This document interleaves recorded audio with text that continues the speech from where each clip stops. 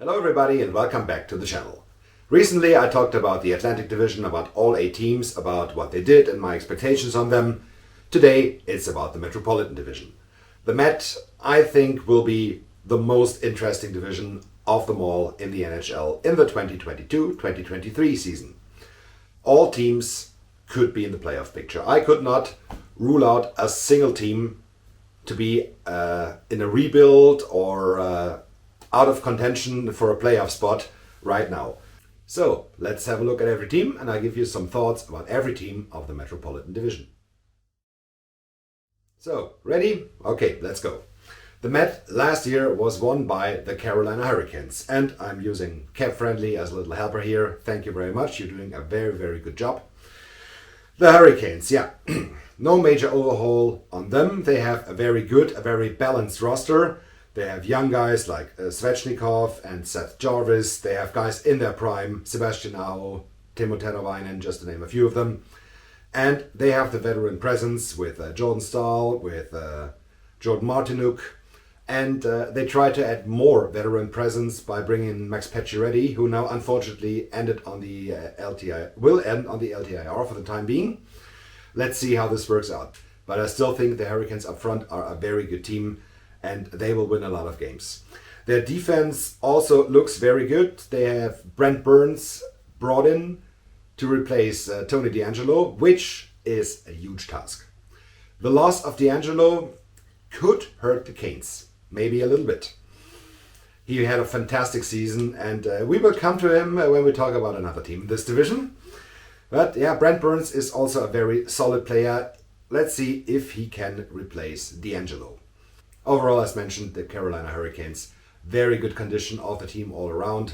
With Pacioretty on LTIR, they even have a little bit of cap space to add. Let's see what they do. Second in the Met last year were the New York Rangers. Not to my surprise, I expected them to go to the playoffs and maybe even do something, and they did. They went all the way to the conference final, had a very good season, very good playoffs, and I do not expect anything less from them next year. Very good team, very balanced roster as well.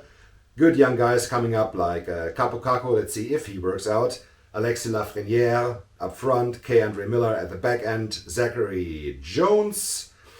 And of course with Igor Shesterkin in net, with Adam Fox and Jacob Trouba at the blue line, with Artemi Panarin, with Mika Zibanejad, and the new added Vincent Trocheck, who could be a key piece for them as the second line center.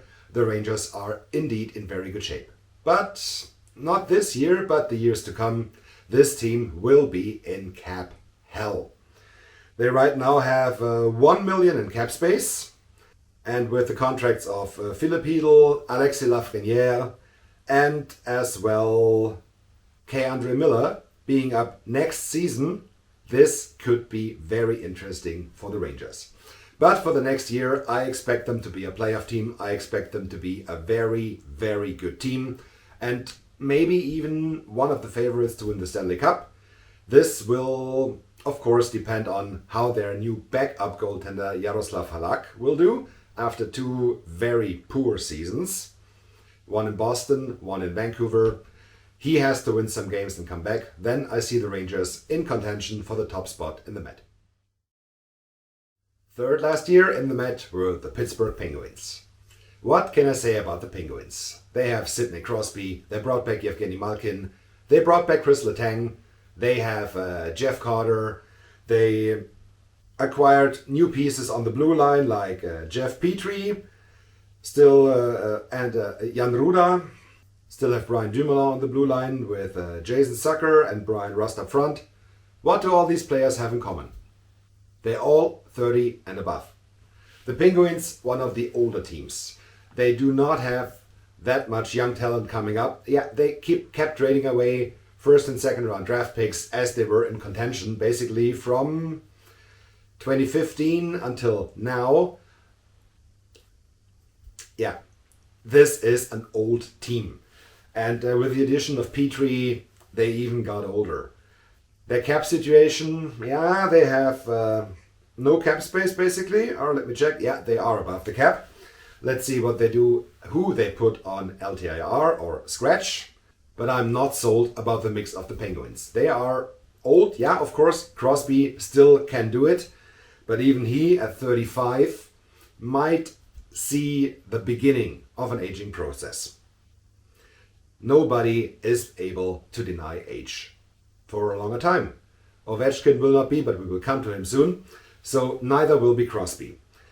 Their goaltending with Jarry and Smith again. Jarry in a contract year. This could be pretty interesting. What do I expect from the Penguins? One of the sexy picks to fall out of the playoffs. Let's see. And as I'm not the biggest Penguins fan, sorry for that, yeah. But I wouldn't be that mad if they fall out of the playoffs. They could have a pretty quick overhaul as well.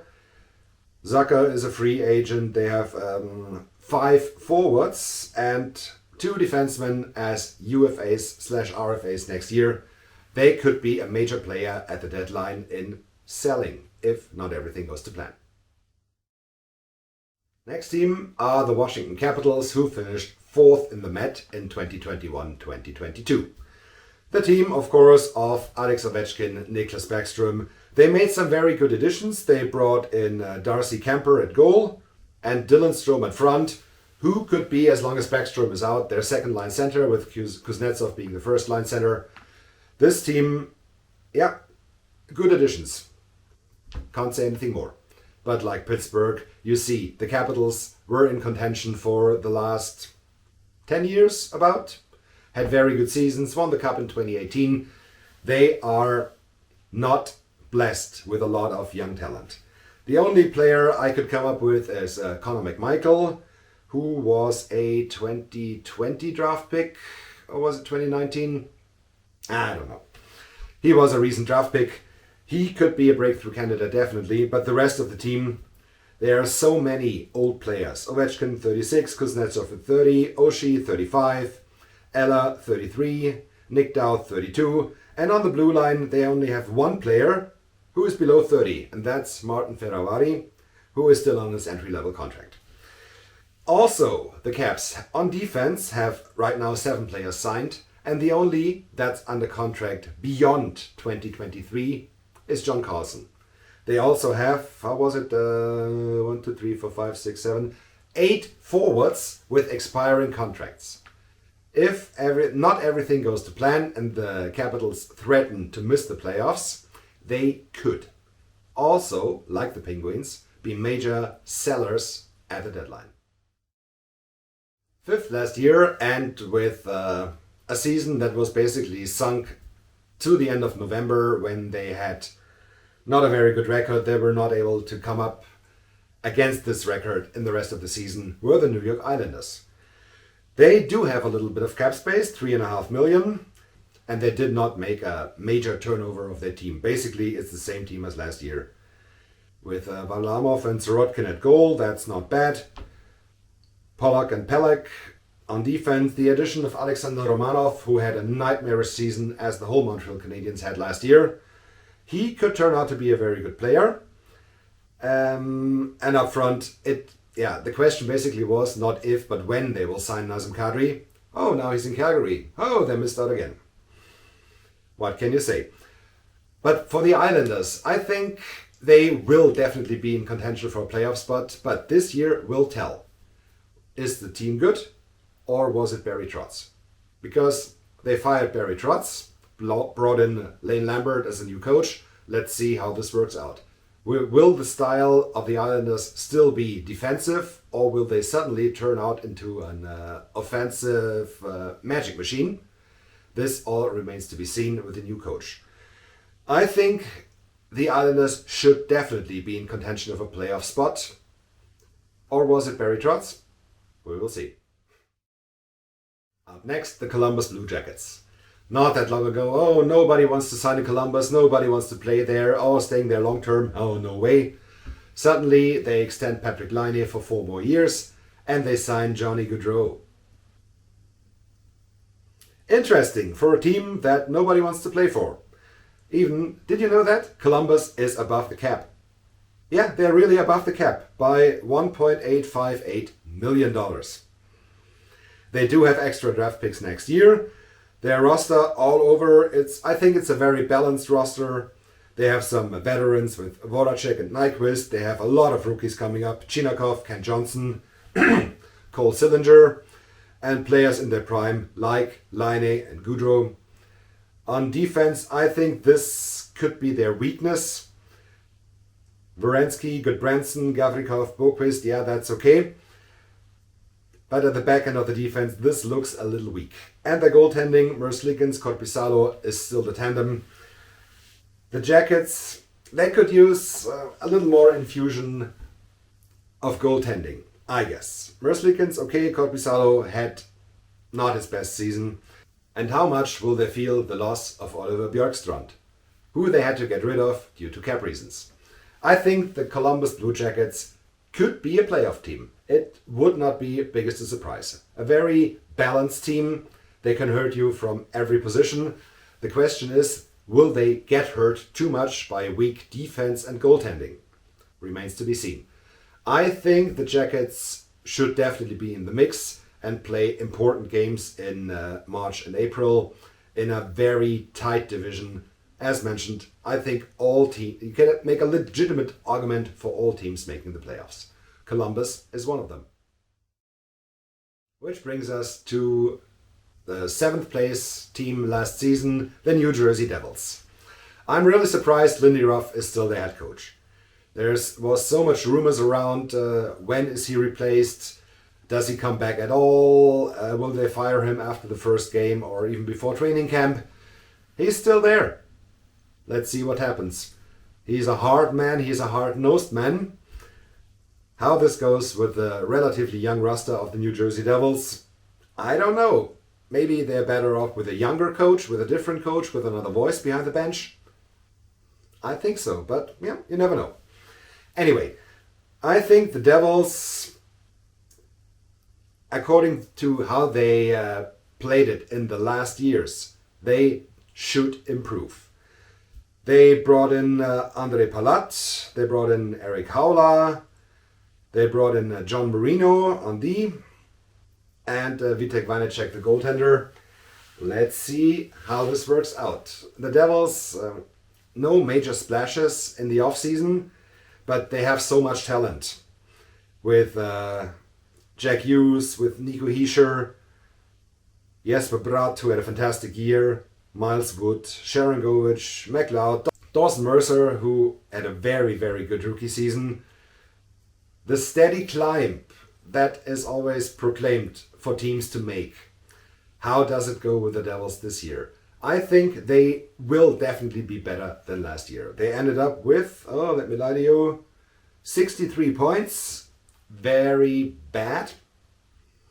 I expected them to improve last season. Let's see if they let me down again, because I think the Devils should improve this season and be definitely in the mix for the playoffs. If it's good enough to overcome teams like even Columbus, Islanders, Washington, Pittsburgh, I don't think they can threaten Carolina and the Rangers. But the rest of the division is completely open. And the Devils, if it works out with the coaching, they could be in the mix too. So, and finally, a team that absolutely had a nightmarish season, 2021-2022. Everything went wrong for them, the Philadelphia Flyers. I guess this team does not see itself in a position to be out of contention or even in line for a rebuild. They are spending, let me lie to you, $2.5 million above the cap. Yeah, $2.5 million above the cap. I also couldn't believe it when I read it for the first time. They do not have a second round draft pick in 2023 and 2024, so they're definitely not piling up. This doesn't look like a rebuild. With Sean Couturier and Ryan Ellis both on injured reserve, let's see how long they stay there. Couturier might be back for the beginning of the season. Ellis, it doesn't look that good. And this would be a major blow for the Philadelphia Flyers, but also one that brings them below the cap. The goaltending tandem, Carter Hart and Ivan Fedotov. Let's see how this works out. Carter Hart had also a down year. Fedotov on his entry-level contract. Let's see. I'm definitely not 100% sold on that. Like on their defense, Provorov, Ristolainen, and they brought in Tony DeAngelo. These are three pretty good defensemen. If Ryan Ellis comes back, yeah, okay, maybe. But after that, let's see. At least they're not too old on D, and they're not too old up front. Only two players that are well above 30 with JVR, James Van Riemsdyk, and Cam Atkinson that are both 33. And JVR's contract, the $7 million, will finally expire in 2023. They do not have that much expiring contracts of important players. The only one I can see now is Travis Sanheim on D and JVR. The rest of the team is pretty intact. With the new voice of John Tortorella behind the bench, I would not rule out the Flyers of playoff conversation. I think the Met altogether will be tight. Just roll the dice who will end up third, fourth, fifth, and in the lower spots in the division. It will be very interesting. The Flyers cannot have another nightmarish season like the one they had. This year, it will not happen. They made, I think, enough changes to get out of this pattern. Alright, that's it for this one. Thank you very much for watching. Don't forget to hit like and subscribe. And let me know in the comment section below, what do you think about the teams of the Met? Who improved the most? Who missed out at all? And let's start with that. Let me know, who do you think will win the division and who will end up in the playoffs? Thanks again for watching. Have a good time. Goodbye. See you soon with then the Central Division in, I think, 6 days' time. See you then. Goodbye.